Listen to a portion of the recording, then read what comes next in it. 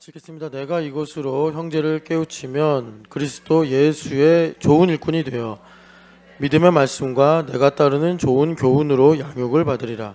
망령되고 허탄한 신화를 버리고 경건에 이르도록 내 자신을 연단하라. 육체의 연단은 약간의 유익이 있으나 경건은 범사에 유익하니 금생과 내생의 약속이 있느니라. 아멘. 그래서 오늘 말씀의 제목이 영어로 exercise, discipline, 그다음에 train 이렇게 yourself 이렇게 번역이 아니라 이렇게 제목을 정했는데, 여러분 이렇게 보니까 너 자신을 연단하라 그 말씀이구나. 그래서 exercise yourself는 그 킹제임스 버전의 번역이고요. 그리고 discipline yourself는 NASB고요. train yourself는 그 NLT 버전입니다. 너 자신을 연단해라. 근데 여기 보면 육체의 연단은 약간의 유익이 있다 이렇게 말씀하죠. 육체 연단하죠. 여러분 연단한다 할 때 이 연단이 라틴어로 김나지움 있잖아요. 김나지움, 이게 라틴어가 원래 헬라에서 온 거거든요. 그래서 김나조라고 헬라어 동사가 있는데 거기서 파생된 게 체육관 할 때 뭐 영어로는 짐이다 이렇게 부르는데 라틴어로는 김나지움이라고. 그래서 우리가 육체 연단하는 거 안 좋아하죠.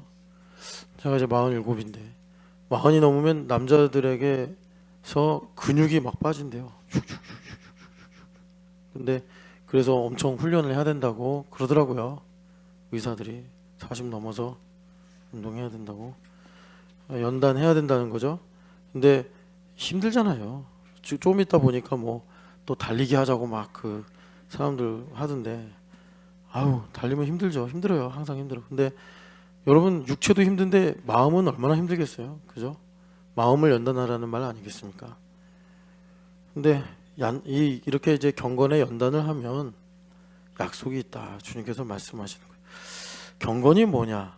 이 경건이 참 저는 어려웠습니다. 왜냐하면 이게 어디 정의가 정확하게 없는 거예요. 영어로 보니까 godliness래요.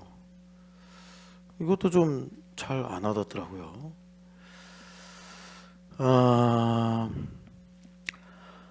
경건은 이것입니다. 경외가 밖으로 드러난 겁니다.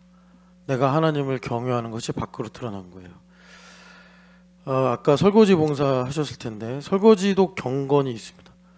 내가 하나님을 경외하는 만큼 설거지를 하면, 그 경외함으로 설거지를 하면 경건한 설거지가 되는 겁니다. 성경을 읽는데 귀찮아 빨리 읽어야지, 그러면 이제 경건하지 않은 성경 읽기가 되는 겁니다. 우리가 지금 이제 찬양 예배를 하는데 경건한 찬양 예배는 어떤 것이 경건한 찬양 예배냐? 그러니까 우리가 이제 하나님을 찬양해요. 근데 이것이 여기서 3시 반부터 한 5시 남짓까지 이 시간에 있는 찬양 예배다. 그럼 경건하지 않은 찬양 예배고, 그러니까 우리가 항상 그 예배는 영과 진리로 예배해야 된다. 신령과 진정으로 예배해야 된다. 주님께서 그렇게 말씀하셨잖아요. 그럼 신령과 진정의 예배가 뭐냐? 경건한 예배가 뭐냐? 경건한 예배란 뭐냐면 하나님께서 성경에 보면 찬양을 받으시고 다스리신다. 하나님 영광스러운 존재이시기 때문에. 그러니까 내가 찬양을 안 하고 살면 하나님은 만물을 다스리셔도 그 효력이 나에게 안 미치는 거예요. 내가 동의를 안 해서. 그게 법입니다. 그래서 우리가 새벽 예배 때 이렇게 와서 찬양하는 게 그렇게 좋은 거예요. 왜냐하면 하루를 찬양으로 시작하니까 새벽에 하나님이 도우시리라. 하나님의 도우심이, 통치가 우리에게 임하는 겁니다.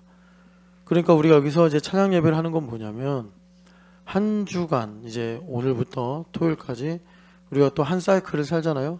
한 사이클을 살면서 하나님의 은혜를 그 성경에 여러 가지 이미지로 말해 주는데 그 중에 하나가 늦은 비와 이른 비, 이른 비와 늦은 비, 이런 표현이 있어요. 이스라엘은 지금은 어떨지 모르겠어요. 근데 비슷하겠죠. 우리나라가 열대 기후가 됐다. 이스라엘도 기후변화 영향을 받는지 모르겠는데 여하튼 간에 이스라엘은 그 수목이 자라는 한계만큼만 비가 내립니다. 그게 한 200mm래요. 1년에 200mm. 요즘에 뭐 1시간에도 400mm가 내리는 시대인데 1년 내내 200mm. 그게 초목이 자랄 수 있는 한계 수량이래요. 그런데 그러니까 비가 정확하게 내려야 되는 거예요. 여러분, 주님께서 우리를 가나안 땅으로 들어가게 하시고 은혜로 살게 하신다 그러셨잖아요. 그래서 가나안 땅에 들어가 사는 게 교회 생활이에요. 나에게 자원을 한없이 주셔서 아 행복해 이게 아니라 때에 맞게 정확하게 믿음의 분량만큼 주셔서 진짜 행복해 이걸 주시는 거예요. 내가 돈이든 성공이든 좋아하는 것 무엇이든 10배, 100배 자본주의적으로 하나님께서 많이 주셔서 이야 나 많이 가졌어 이게 행복이 아니고 가나안의 행복은 하나님께서 예정하신 바 또 내가 살아가는 인생에서 내 분량에 맞게 한정된 자원을 하나님께서 정확하게 주셔서 그것으로 30배, 60배, 100배 열매를 맺게 하시는 곳이 가나안이요 교회입니다. 그래서 은혜란 뭐냐? 정확한 타이밍에 비가 내리는 거란 말이에요. 그래서 그 이스라엘 백성들이 농사를 짓는데 비가 2번 딱 와야 된대요. 한때는 씨 뿌리기 전에 그게 늦은 비래요. 늦은 비. 우리로 말하면 봄비 같은 거고 그리고 이른 비라는 게 와가지고 열매가 맺히기 직전에 연글게 해야 된대요. 그래서 이렇게 비가 정확하게 늦은 비와 이른 비로 와야지 농사가 된다는 거예요. 그런데 뭐 타이밍이 안 맞게 비가 내려버리면 오나마나 우리나라야 비가 자주 오고 많이 오니까 그런 체감을 느끼기가 힘든데 이스라엘 백성들은 그거를 피부로 실감하면서 살았다. 예. 그래서 그 하나님께서 그렇게 은혜를 이제 성경에 가시적으로 보여주셨는데 지금 경건 얘기하다가 이렇게 갔네요. 이 경건이 뭐냐? 경건이 그러니까 하나님을 경외하는 것이 밖으로 드러난 것이다. 하나님을 경외하는 것이 밖으로 드러난 것이다. 이 경건이. 그 예배, 찬양 예배다 그러겠구나. 자, 우리가 찬양을 하잖아요. 그럼 하나님께서 정확하게 늦은 비와 이른 비로 나로 한 주간의 사이클을 살아가게 하실 때 찬양의 은혜를 주신다. 예. 아까도 말씀드렸지만 박유미 집사님 여기서 찬양을 해요. 믿음으로 찬양하는 거예요. 순종으로 찬양한 거죠.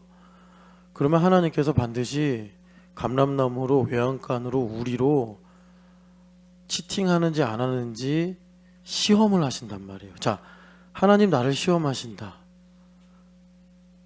보통 우리가 이제 성경에도 그렇게 말하고 우리도 그렇게 표현하기도 합니다. 그런데 야고보서를 가면 하나님은 누구도 시험하지 않으신다. 그분은 시험하지도 않으시고 시험을 받지도 않으신다 그래요. 그러면 박인미 집사님이 여기서 찬양을 인도하고서 선곡도 신앙 고백으로 했겠죠. 그러면 하나님 시험하신다 그랬잖아. 그러면 야고보서랑 충돌하는 건가? 아니죠. 차원이 다른 거예요. 그러니까 제가 지금 하나님께서 시험하신다는 건 뭐냐면 믿음에서 믿음에 이르게 하신다는 하나님의 신실하심이에요. 우리 인간은 만약에 이제 임미자매가 찬양 인도를 열심히 했어. 그러면 이게 인간은 항상 그 율법적 경향이 있기 때문에 나 이렇게 찬양 인도 열심히 했으니까 뭔가 보상을 해주시겠지. 한 주간에 좋은 일이 있겠지. 뭐 이런 마음도 가질 수 있고 또 이렇게 찬양 인도를 하는 것이 인본적인 이유로 기뻐하고 즐거워하며 찬양하는 것일 수도 있어요.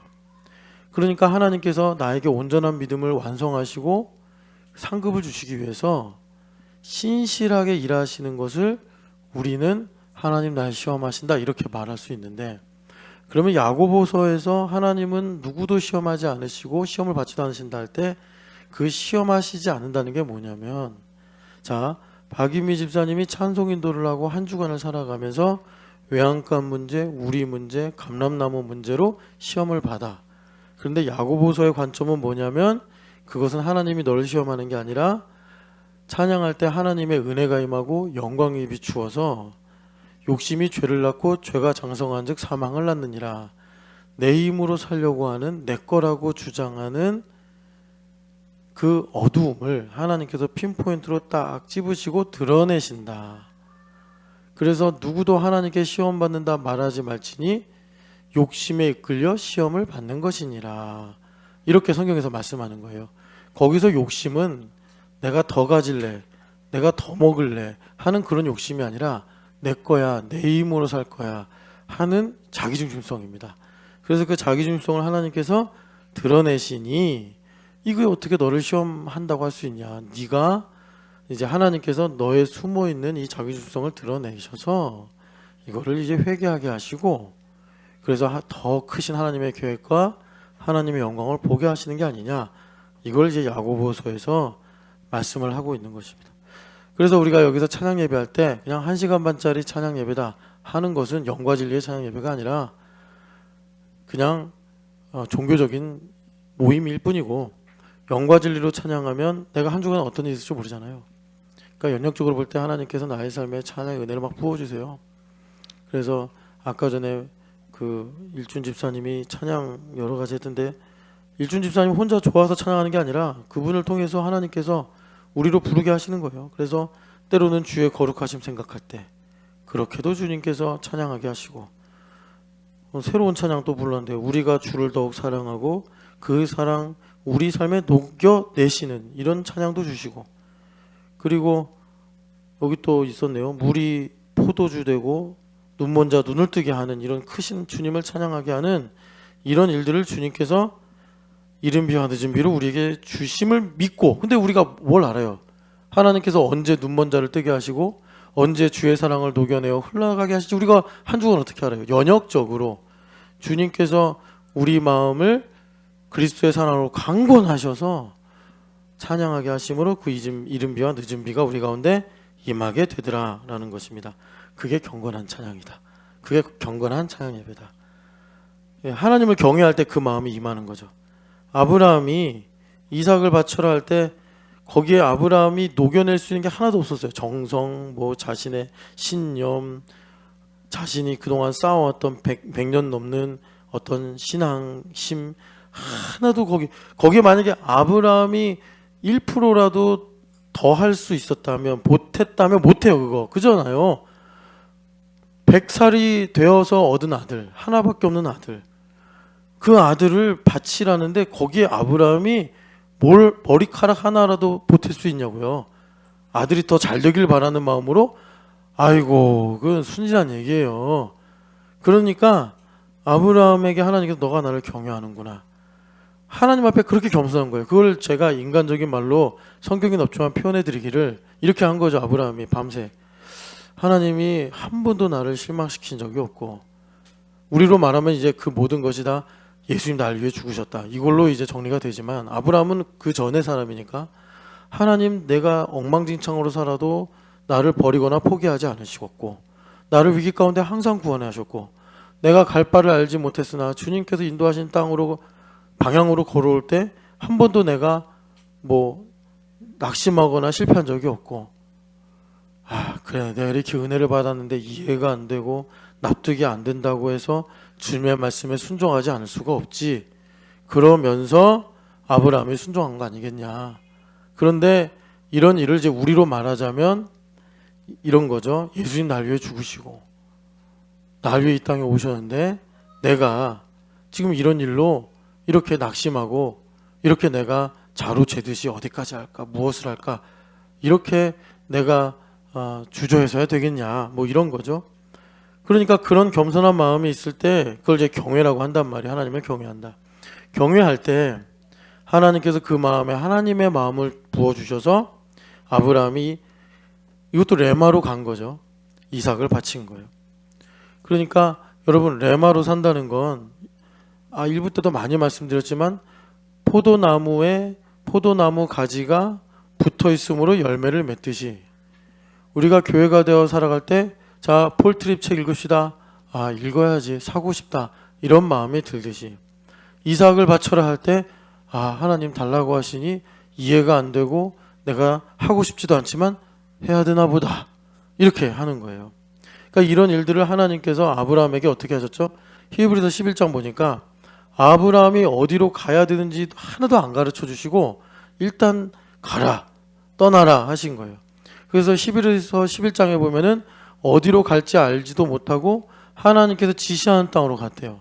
그러니까 아브라함의 숙명은 그 다음부터 뭐냐면 매일 아침마다 일어나서 어디로 가야 됩니까? 더 있어야 됩니까? 출발해야 됩니까? 동으로 갑니까? 서로 갑니까? 주님께 여쭤봤어야 되는 거예요. 이런 일들이 아브라함에게 수없이 축적이 되면서 하나의 서사가 돼가지고 아브라함에게 하나님께서 결정적인 순간, 그래서 아브라함이 이삭을 바치는 순간을 말하자면 디데이라고 할 수 있는데, 그 순간에 하나님께서 이삭을 바쳐라 하니 아브라함이 되어진 거예요. 그것이 지난날 너가 본토 친척 아비 집을 떠나라, 그리고 하란 땅을 떠나라, 그리고 여러 가지 환경과 정황을 통해서 아브라함이 처음에는 세겜 땅에 살려고 하다가 쫓겨나고 베델 땅에 살려다 쫓겨나고 나중에 브엘세바까지 왔는데, 그렇게 힘들게 여러 이제 뭐 도시들을 이렇게 이동할 때는 하나님께서 가라고 한 게 아니라 세겜 땅 사람들이 텃세 부리니까 못 살겠네. 세겜 땅은 나중에 야곱이 그러지만 너무 살기 좋다 그런 땅이었는데, 양, 소 뭐 이런 거 기르기가 너무 좋은 땅인데 지금도 가면 세겜 땅이 참 좋단 말이에요. 그런데 그 사람들이 막 아브라함 위협하고 땅도 안 내주고 이러니까 아브라함이 하나님 다른 데 가라고 하나보다. 그래가지고 베델은요, 여러분들 나중에 베델 가서 보시면 알겠지만 우리가 이제 성경에서 좋게 보니까 하나님의 집이다 이러니까 되게 좋을 것 같은 땅인데 세겜에 비하면 너무 살기 힘든 땅이에요. 그런데 그 베델 땅마저도 사람들이 허용하지 않아서 나중에 브엘세바까지 내려가는데 그걸 다 하나님의 인도하심으로 아브라함이 받아들였단 말이에요. 그래서 마침내 아브라함이 이삭을 바치라는, 그것이 아브라함을 택하시고 이삭 독자를 주신 하나님의 이유였단 말이에요. 너의 자손이 대적의 성문을 차지하리라. 이제 그런 것들이 경건이다. 하나님을 경외하는 마음으로 행하는 것이 경건이다. 이렇게 말씀하는 거예요. 경건이다. 그래서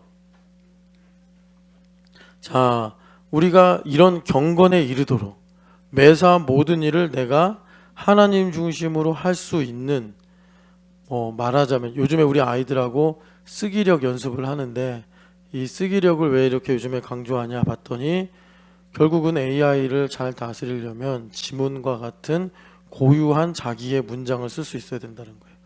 그래서 제가 여기 칼럼에도 썼지만 황순원의 소나기를 우리 아이들하고 어제 읽었는데 거기 읽어보면은 이 소녀가 보고 싶은 거예요. 근데 그 심정을 개울물은 날로 여물어 갔다 이렇게 썼어요. 아이들한테 여물다라는 게 뭔지 사전에서 찾아봐라 그랬더니 여물다가 과일이나 곡식이 익어가는 거다 이렇게 하더래요. 야, 그러면 개울물이 여물어 가는 건 뭐냐? 아니, 개울물이 여물 수가 없는 거잖아요. 흘러가는 건데, 그러니까 황순원 씨가 여기에 자기의 지문을 남긴 거죠. 개울물이 여물어 갔다. 그러니까 우리 아이들이 그런 자신의 고유한 문장을 쓸 수 있어야 프로토콜을 입력해서 AI를 사용해야 할 미래에 이 아이들이 더욱 창의적이고 그리고 많은 사람들에게 선한 영향력을 미칠 수 있는 그런 이제 인간성을 갖고 산단 말이에요. 그래서 쓰기력을 연습하려고 그러는데 그 쓰기력에는 네 가지가 중요하대요. 하나는 읽고 이해하는 문해력, 하나는 그것이 어떤 메시지를 전달하는지 처음부터 끝까지 관통할 수 있는 통찰력, 그리고 그것을 표현하기 위해서 적절하게 어떤 논리 체계를 세워야 할지를 이 아이들이 생각하는 구성력, 그것들을 글로써 남들에게 감동을 줄 수 있게 쓸 수 있는 작문력, 이 네 가지가 필요하더라라는 겁니다. 경건도 마찬가지. 우리 아이들이 그 쓰기력을 위해서 공부 훈련을 하듯이 네 가지 분야에서 경건도 디모데후서 3장 5절을 보면은 경건의 능력을 부인하는 자들에게서 돌아서라. 무슨 말이에요? 경건의 능력을 부인한 자들과 괜히 접촉했다가 너도 그의 영향을 받아 경건의 모양새만 추구하는 인생이 될지도 모르니. 말쓰는 그런 민감한 상황이 오니까 경건의 능력을 그렇게 민감하게 추구하라는 거 아니겠어요? 그래서 주님께서 오늘 너 자신을 경건에 이르도록 연단하라 말씀을 하고 계십니다. 그래서 제가 재밌는 게 NLT 성경을 보니까 이 경건에 이르도록 할 때 경건을 이제 현대인들이 경건이라는 단어가 잘 이해가 안 되니까 이렇게 번역을 했더라고요. Spiritual fitness. 피트니스 많이 알죠? 근데 영적인 피트니스, 그게 경건이래요. 성령 하나님께 내가 꼭 맞춰져서 성령 하나님께서 움직이는 대로, 성령 하나님께서 말씀하신 대로 내가 반응하고 행동할 때 그게 경건이다. 그럴 때 여기 8절의 말씀대로, 8절인가요? 네, 8절에 금생과 내생에 주님의 약속이 이루어진다 라고 말씀합니다. 그러면 경건에 이르도록 나를 연단한다라는 게 뭐냐면 내면의 변화입니다. 내 인격이 바뀐다 이거예요. 근데 이것을 바꾸는 건요, 여러분, 자, 우리 중학생들 다 어디 갔나? 왜 안 보이지? 아, 거기 있구나. 너희들이 이제 사랑의 계절이 올 거야. 그러면 이별을 잘해야 돼.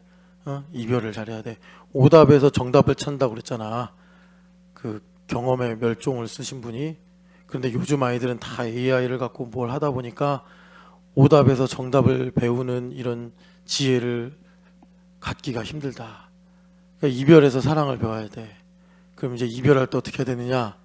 나를 사랑해 주셔서 감사합니다 그래야 된다고. 근데 헤어지는 판에 열받아 죽겠는데 차여가지고 그런데 뭘 사랑해 주셔서 감사해. 열불나 죽겠는데. 그러니까 사랑이 뭔지를 알아야지. 사랑이 뭔지를. 그러니까 너희들이 사랑을 아름답게 해야 된다고. 자, 고린도전서 13장을 보세요. 우리 바울 사도께서 사랑이 뭔지를 많이 말씀하셨는데, 고린도전서 13장 사랑이 뭐냐? 7절 읽어보겠습니다. 모든 것을 참으며 모든 것을 믿으며 모든 것을 바라며 모든 것을 견디느니라. 이 사랑이래요. 오메. 사랑은 신나고 즐겁고 행복하고 막 도파민이 막 흘러 넘치고 그런 게 사랑인 줄 알았는데, 사랑은 완전히 반대예요. 모든 것을 참으며 모든 것을 믿으며, 믿고 싶은 것만 믿는 게 아니야. 믿고 싶을 때만 믿는 게 아니야. 모든 것을 바라며, 그러니까 절망까지도 희망으로 꽃피우는 게 사랑이라. 모든 것을 견디느니라. 이게 사랑이래요. 이게 무슨 말이야? 유아야, 이게 무슨 말이야? 사랑하면 안 되겠다, 그치? 이렇게 어떻게 살아? 이게 사랑이라는데. 그러니까 이런 것을 통해서 내가 변화된다 이거지. 내가 변화된다는 거야. 진흙을 잘 빚어서 고온의 가마에 넣으면 백자가 되든지 청자가 된다고. 변하는 거야. 그러니까 사랑이라는 것을 통해서 하나님께서 모든 것을 참고 모든 것을 믿게 하시고 모든 것을 바라게 하시고 모든 것을 견디게 하심으로 내가 성장하고 변화가 된다. 그래서 한동안 나를 사랑해 주셔서 감사합니다 하면서 이별을 하라고. 알겠나요? 유아 알겠어? 아유 참, 너희들하고 교제하는 형제들은 복되겠다. 헤어져도 잘 되고 안 헤어져도 잘 되니.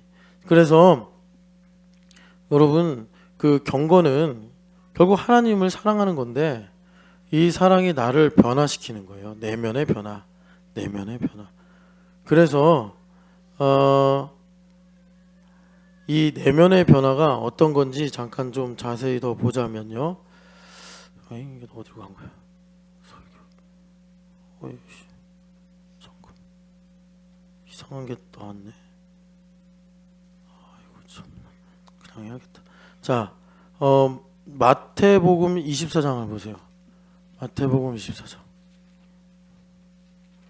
마태복음 24장을 보면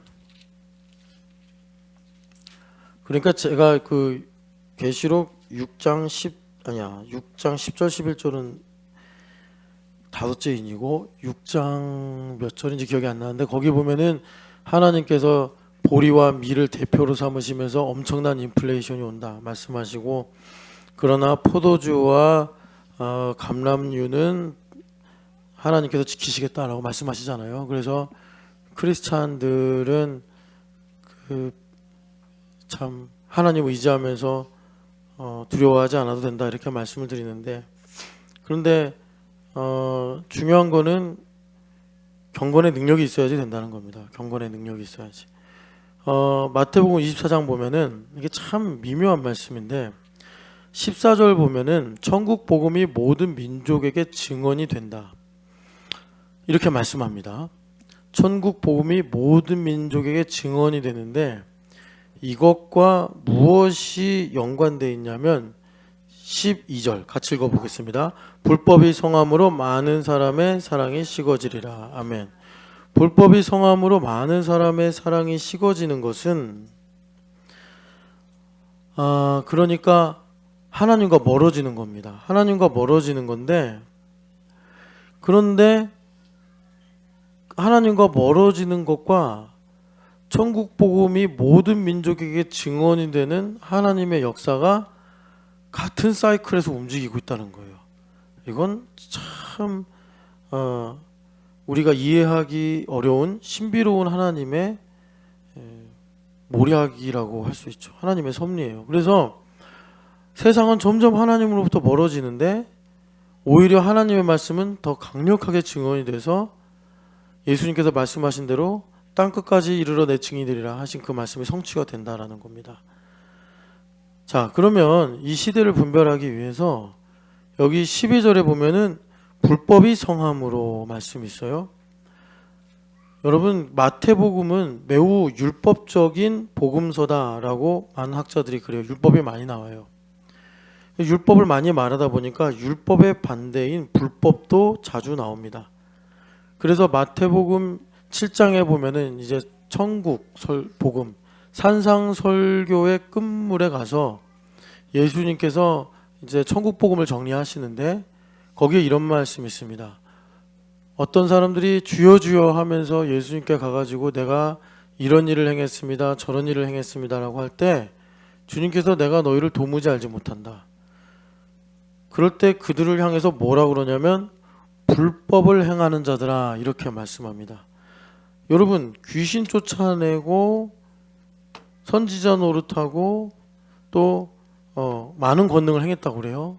그러니까 우리 교회는 그런 신유 은사가 있는 분이 별로 없으니까 뭐 주일학교 교사도 하고 뭐 교회됨 40일도 하고 또 뭐 여러 가지 이제 행사가 있으면 나 열심히 했다는 거예요. 그런데 예수님께서 그들을 그럼 환영해 주시고 잘 왔다 하셔야 되는데 난 옐로우 카드다 지금 조심해라. 그래 그렇게 주님께서 환영하시고 그래야 되는데 주님께서 반대로 떠나가라 하고 내쫓으시는 거예요. 왜 그런가 봤더니 불법을 행했다라고 말씀하시는 거예요. 그러니까 내가 성경학교도 섬기고 뭐 40일도 섬기고 그랬는데 불법으로 행했다라는 게 뭐냐면 자기 중심으로 행했다. 내 힘으로 했다. 자기 중심. 내 힘으로 했다. 내 힘으로 했다는 것의 결과는요. 증거는 뭐냐면 외양간 송아지가 없잖아요. 우리 양 떼 없잖아요. 이게 뭐예요 하나님? 이건 틀렸어요. 저 용납할 수 없어요. 이게 자기 중심이에요. 그런데 이 자기 중심으로 하는 일이 성하여진다. 성하여진다. 자, 이 불법이 성하는 걸 말씀을 드릴게요. 그러니까 이 성하는 건 좋은 거예요. 그죠? 막 흥왕한다 이런 거니까 이러는 거예요. 자녀가 잘 되기를 막 바래. 우리 아이 잘 됐으면 좋겠어. 잘 됐으면 좋겠어. 근데 그 안에 자기 중심이에요. 요즘 우리나라 세태가 그렇잖아요. 그래서 뭐 7세 고시반까지 심지어 등장하잖아요. 뭐 크고 작음의 차이지 우리라고 거기서 자유롭겠습니까? 자기 아이가 잘 되길 누구나 바래.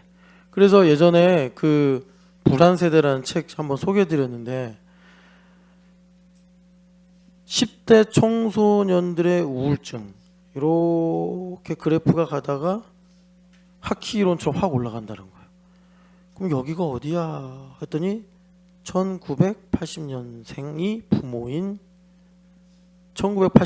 부모인 세대부터 이게 올라가더래요. 그러니까 이때부터 뭐 이제 세계적인 추세인가 봐요. 뭐 미국만 그런가 하여튼 우리나라도 그런 것 같은데 하나 혹은 둘만 낳는 세대래. 이전까지는 베이비 부머다 해가지고 뭐 막 애기들 많이 낳던 시대인데 그러니까 과잉 보호를 하더라는 거예요. 과잉 보호. 그래서 잘 되라. 근데 문제는 뭐냐면 성경에서 자기 중심이다. 그래 애들 우울증이 확 올라가는 거예요. 이제 제가 그래프를 좀 이렇게 그렸는데 더 극단적으로 올라갈 때가 이제 아이들 스마트폰이 손에 쥐어지던 그때부터 더 급격하게 우울증이 올라갔다. 그렇게 이제 말합니다. 그러니까 불법이 성한다는 게 그래요. 나 행복해지고 싶어. 나 진짜 행복해지고 싶어. 나는 행복할 거야. 막 성해요.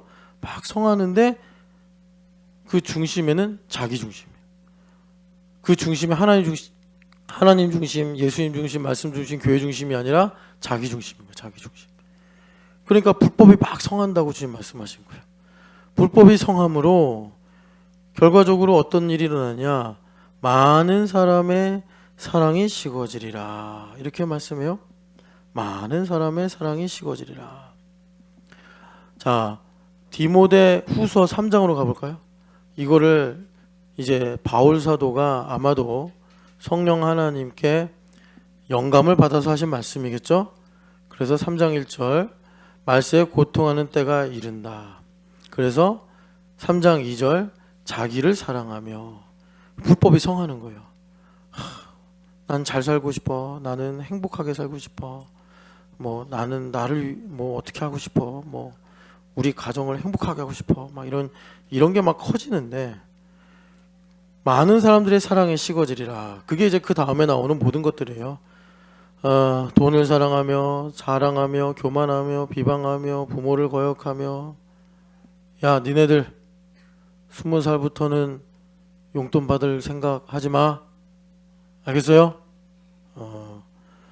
부모를 거역하며 감사하지 아니하며 거룩하지 아니하며 무정하며 원통함을 풀지 아니하며 모함하며 절제하지 못하며 사나우며 이게 사랑에 식어지는 겁니다.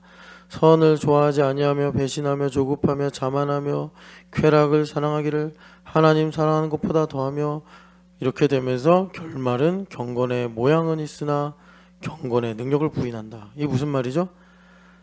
예수님께서 내 안에 계셔서 나의 내면을 바꾸심으로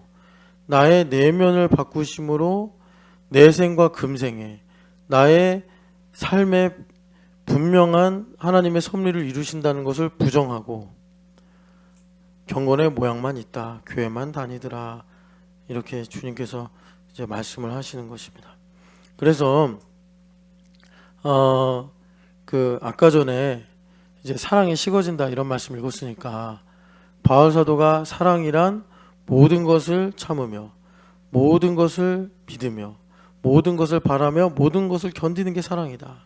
그러니까 하나님의 사랑이 나에게 부어져 세상의 그 어떤 것도 나를 하나님의 사랑에서 끊을 수 없으니 내가 변화되는 거예요. 그래서 사랑은 끊임없이 나를 성찰하게 하고 나를 변화시키는 생명력이란 말이죠.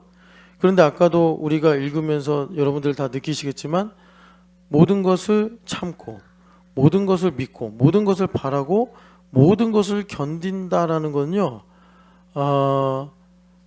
그냥 아니라고 좋을 때 내가 그런 생각이나 태도를 갖는 게 아니라 고난 중에 그런 마음을 갖게 되는 겁니다. 고난 중에. 그래서 우리가 나의 인생의 고난도 틀리거나 나쁜 걸로 보지 않고 은혜로 볼 수 있는 거예요. 자, 여러분들 그러니까 레마로 산다. 아까 전에 1, 2부 때 들은 말씀에 보면 레마로 산다는 거는 신명기 30장 6절에 마음의 할례를 받아 여호와를 사랑하게 하심으로 그로 생명을 얻게 하시는 것이다 라고 모 선생님이 그렇게 이제 해석을 해주십니다. 그래서 신명기 30장 6절 아래로 내려가면 이전에 하나님의 계명이 저 하늘 꼭대기에 있는 것처럼 멀리 느껴졌는데 이제는 너의 마음과 입술에 있다. 이렇게 말씀한다고요. 지금 제가 여러분들에게 여러분 경건의 능력을 믿는 사람은 하나님께서 내 마음을 예수 그리스도의 형상을 담게 하심으로 내 안에 예수님께서 나타나시는 것만큼 그 예수님 만물의 통치자이시니 하나님의 섭리가 나의 삶에 이루어져 나의 삶에서 포도원과 감람원이 이루어지는 것입니다. 이렇게 이제 말씀을 드렸어요. 그러면 나의 내면의 변화란 여호와를 사랑하는 것인데 바울사도가 이 사랑이 뭐냐? 성경에 말씀하시기를 모든 것을 참고 모든 것을 믿으며 모든 것을 바라며 모든 것을 견디는 것이라 했습니다. 자, 이런 상황이 내가 즐겁고 행복하고 막 도파민이 쏟아져 나오는 상황에서는 이럴 필요가 없습니다. 내가 견뎌야 되고 참아야 되고 내 뜻대로 안 되고 내가 힘들 때 이런 일들이 나에게 효과적으로 임하게 되는 겁니다. 그래서 우리는 인생을 살면서 만나는 고난까지도 은혜로 부를 수 있게 되는 겁니다 라고 할 때 마음이 하고 굳어지고 떨리고 또 경직되고, 그러니까 히브리서에서 그의 음성을 듣거든 오늘이라고 일컫는 매일 너희 마음을 완고하게 앉지 않도록 하라고 말씀하는 거예요. 여러분 이 말씀은 여러분 그러니까 레마로 살아야 들을 수 있는 말씀이에요. 그래서 우리는 하나님을 사랑하기 때문에 레마로 사는 마음의 할례를 받은 사람들이기 때문에 고난도 하나님의 은혜로 받을 수가 있는데, 자 히브리서 2장 8절 읽어보겠습니다. 히브리서로 가면 바울사도가 아니지, 히브리서는 누가 썼는지 몰라요. 뭐 바울이 썼을지. 근데 제가 이제 정성적으로 성경을 보시는 분들은 바울이 썼다라고 그래요. 왜냐하면 이 깊이와 이 풍성함을 그 1세기 때 바울 사도가 아니면 누가 이걸 쓸 수 있겠냐. 그런데 좀 성경을 분석적으로 정량적으로 보려고 하는 분들은 아볼로가 쓴 거 아니냐 이런 말씀을 해요. 그런데 히브리어 성경, 이 히브리서를 헬라어로 보면은 되게 어려워요, 문체가. 그러니까 히브리어로 볼 때 되게 어려운 성경이 누가복음, 사도행전이고요. 그리고 히브리서예요. 왜냐하면 누가가 헬라인이기도 하고 의사 선생님이다 보니까 글을 좀 이렇게 교양 있게 어렵게 쓴 것 같아요.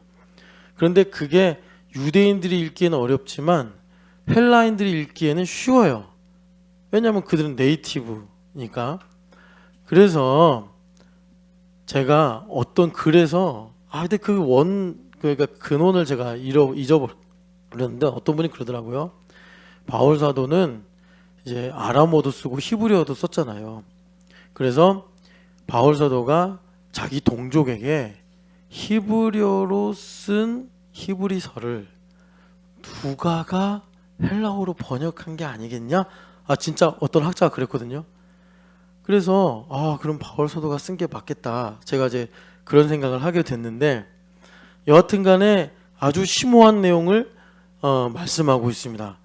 그러니까는 그 에베소서에서 말씀하신 복음의 진리의 정수를 더 깊이 말씀한 게 히브리서예요.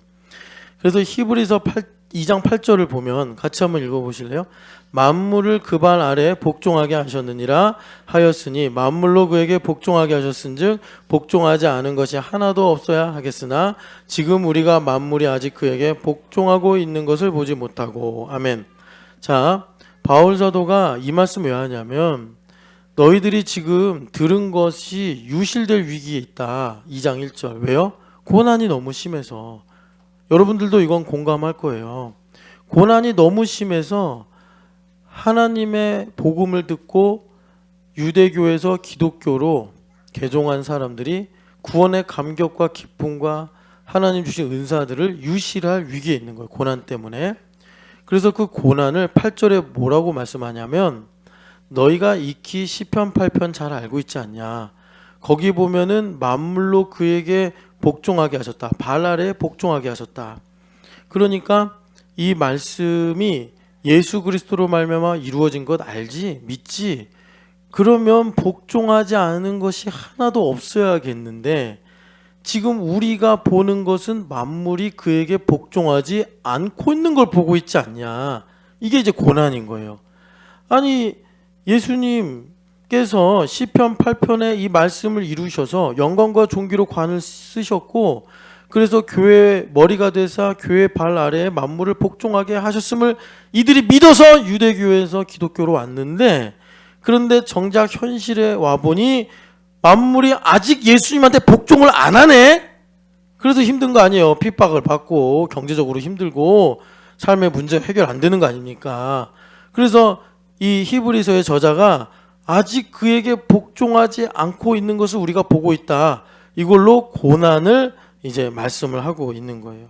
그런데 이것을 이제 그럼 어떻게 풀어가느냐? 9절 이하로 보니까 예수님께서 이렇게 육체를 입고 천사들보다 잠시 동안 못하게 하심을 입으셨는데 왜 그러냐면 그분이 고난을 받으셔서 영광과 존귀로 관을 쓰시기 위함이다.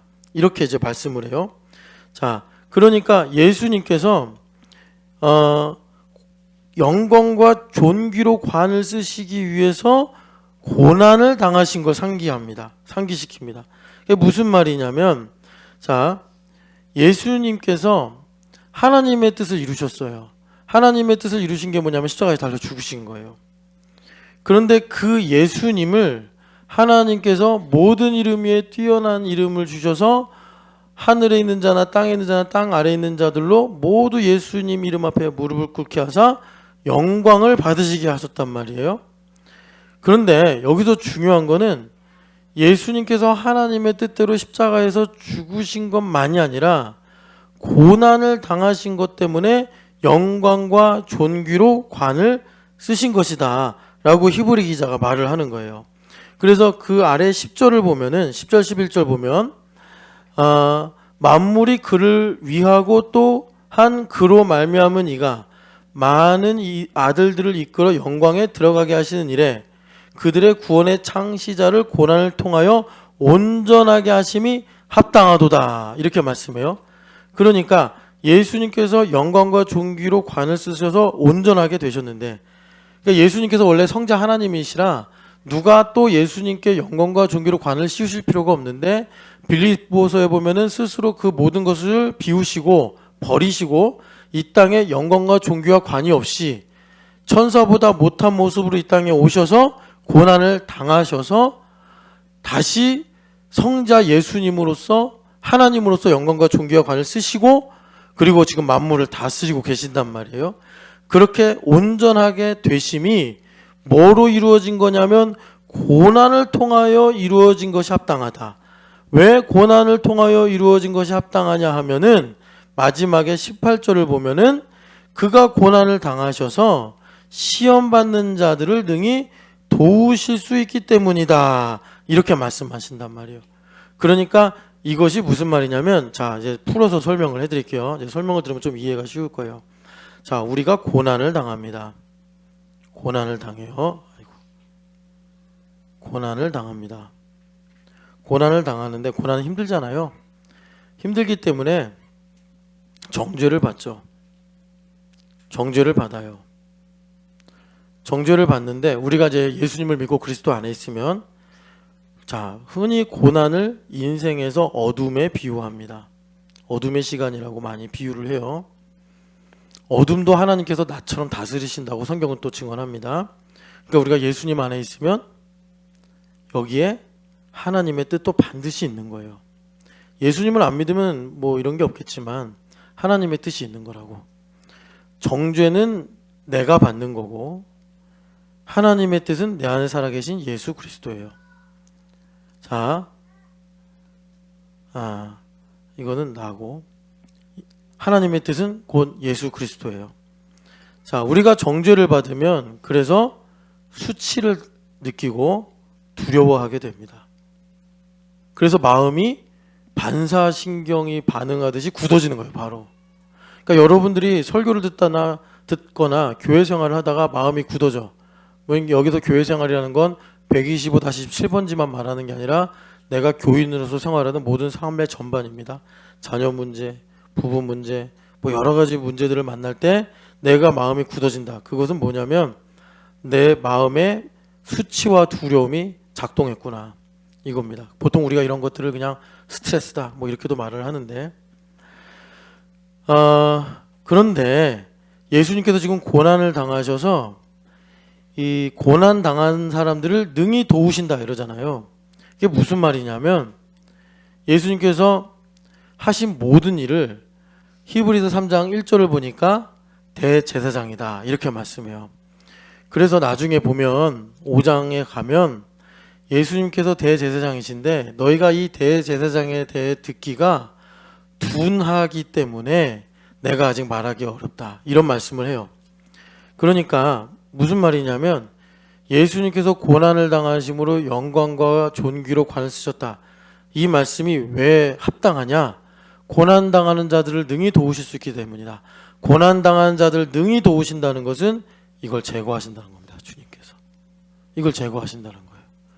이거를 제거하면 뭐만 남죠? 요것만 남는 거예요. 요것만 남는 거예요. 이것을 바울 사도가 뭐라고 하시냐면 율법에 대해 죽고 하나님에 대해 살았다 이렇게 말씀하시는 거예요. 갈라디아서에서. 그래서 지금 제가 이제 몸살약을 먹으면서 이렇게 말씀 전하고 있는데 몸살약을 먹으니까 항생제와 기타 여러 가지 약효로 인해서 열도 잡고 또 뭐 모르겠어요. 뭐가 문제인지 하여튼 목도 부었다는데 목도 잡고 그래가지고 건강한 것 같이 설교하죠. 이게 하나님에 대해서 한 거예요. 그리고 약을 먹었으니까 몸살에 대해 죽은 거예요. 저녁에 또 약을 먹어야 돼요. 저녁에 약을 안 먹으면 또 열이 팔팔팔팔팔 끓어올라서 아이고 죽겠네 그럴 수도 있단 말이에요. 똑같아요.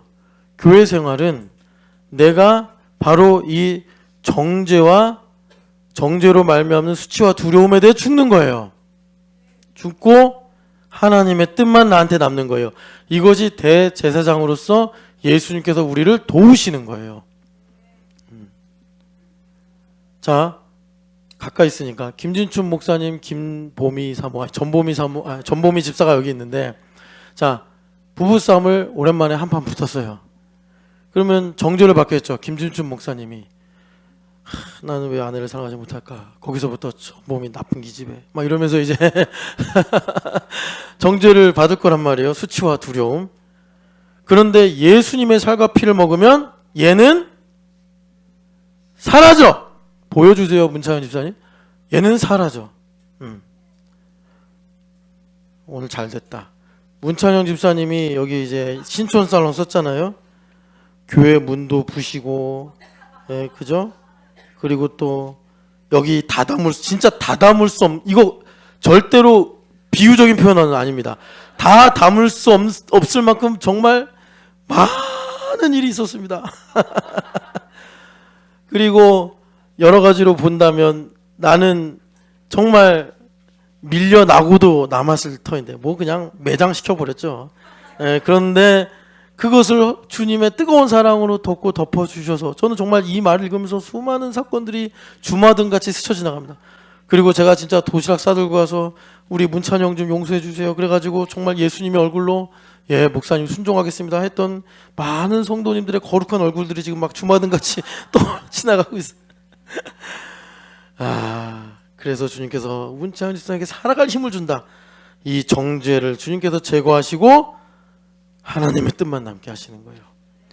여러분 이것이 경건의 훈련입니다.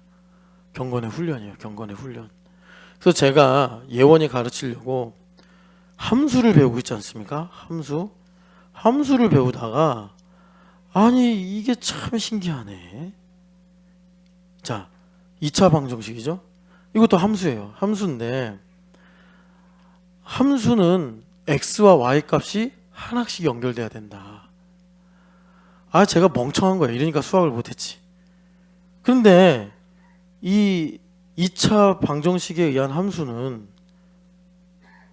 y 값이 하나인데 x 값이 둘이잖아요. 여기가 10이면 여기는 마이너스 10 뭐 이렇게 대충 잡읍시다. 예. 그리고 음수와 양수가 한 값씩 있는 거예요. 아, 이 천국 복음이 그렇구나. 알았어요. 그래서 예수님께서 어떻게 하시느냐? 복음의 능력으로 얘를 지워주시는 거예요. 그죠? 그리고 나에게 보혈의 능력으로 이것만 남게 하시는 거예요. 여러분 이렇게 복된 인생 살아가시기를 축복합니다. 그래서 대제사장이신 예수님을 깊이 생각하라. 여러분 이해가 되시죠? 왜 깊이 생각해야 되는지. 그래야지 내 안에 마치 제가 지금 항생제 먹고 설교를 하듯이 요거는 사라지고, 예, 요 놈은 사라지고 복된 하나님의 이 은혜만 남게 하시는 거예요. 그래서 나로 하나님의 영광으로 일꾼으로 살아가게 하시더라라는 것입니다. 그래서 여러분 우리가 교회 생활을 한다는 게 사실 이제 히브리서는 에베소서에 아주 심오한 내용이라고 그랬잖아요.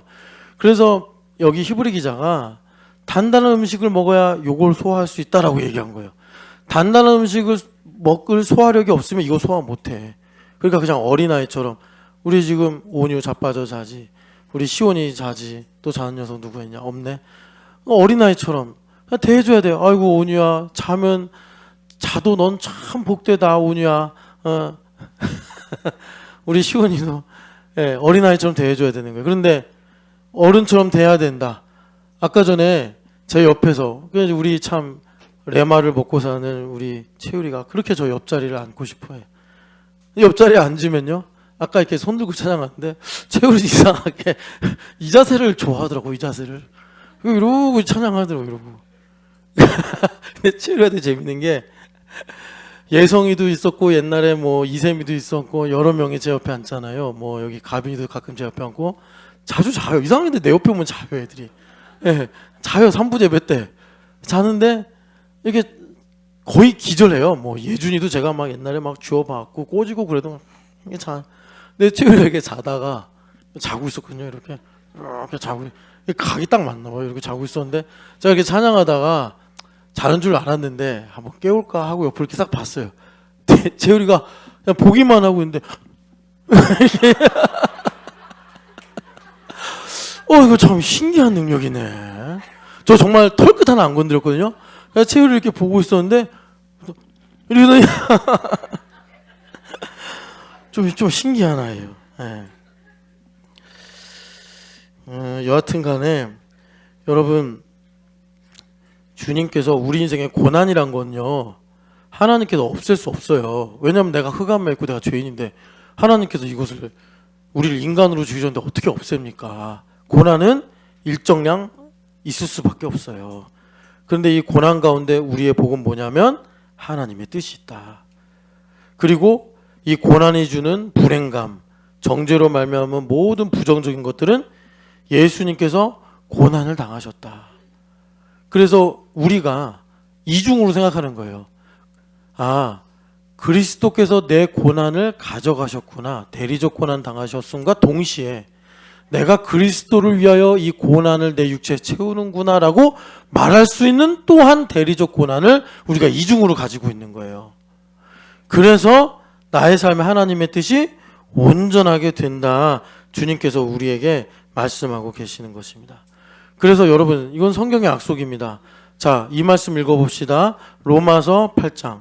저는 그래서 고난이 많으신 분들한테는 많이 격려해드리면서 제발 이제 하나님께 동의를 드려라.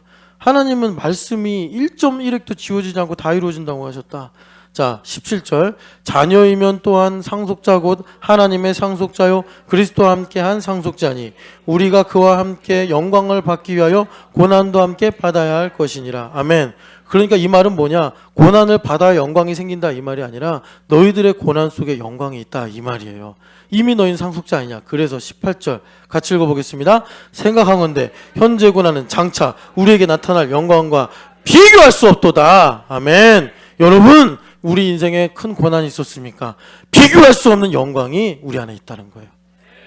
여러분 이 사실을 믿고 정말 모든 것을 참고 모든 것을 견디며 모든 것을 바라고 모든 것을 믿으시는 은혜가 임하시기를 축복합니다. 학개서 2장도 봅시다. 학개서 2장 짧은 성경이지만 참 섬광과 같이 우리의 인생을 가로지르는 성경 학개서 2장 9절 말씀 같이 읽어보겠습니다. 이 성전의 나중 영광이 이전 영광보다 크리라. 만군의 여호와의 말이니라. 내가 이곳에 평강을 주리라. 만군의 여호와의 말이니라. 아멘. 왜 이런 말 했겠어요? 성전 건축했는데 거기에 늙은 할아버지들이 엉엉엉 울고 있는 거예요. 왜 울었대요? 솔로몬 성전이 더 아름답고 컸는데 엉엉엉 이제 새로 세운 성전은 너무나 형편없네 엉엉 울고 있는 거예요. 그럴 때 학개가 이렇게 말하는 겁니다. 그 솔로몬 성전의 영광보다 이제 이 일로 말미암은 하나님의 영광이 더 크리라 주님 말씀하시는 거예요. 그래서 주님 뭐라 그러세요? 8절에 은도 내 것이요 금도 내 것이라. 왜 이런 말씀하시는지 여러분 좀 묵상하고 기도 많이 하세요. 7절에 주님께서 하늘과 땅과 육지를 진동시키고 모든 나라를 진동시킬 때 무슨 일이 온다고요? 내가 나의 이 집을 영화롭게 하리라. 이 말씀이 이루어진다라는 것입니다. 그래서 우리는 흔들리지 않은 나라를 받았으니 여러분 거룩한 자 마지막으로 히브리서 12장만 읽고 이제 기도하겠습니다. 히브리서 12장 보면 그래서 자 흔들리지 않는 나라를 받았으니 28절 그러므로 우리가 흔들리지 않는 나라를 받았은즉 은혜를 받자 이로 말미암아 경건함과 두려움으로 하나님을 기쁘시게 섬길지니. 아멘. 은혜를 받자 뭐요? 레마로 살자 이거. 레마로 살자. 그러면 경건과 두려움으로 내 집이 영화롭게 되리라 하신 하나님의 말씀이 이루어지는 것입니다. 아멘. 여러분 경건에 이르도록 연습하시기를 축복합니다. 아멘. 우리 같이 자리에 일어나서 신실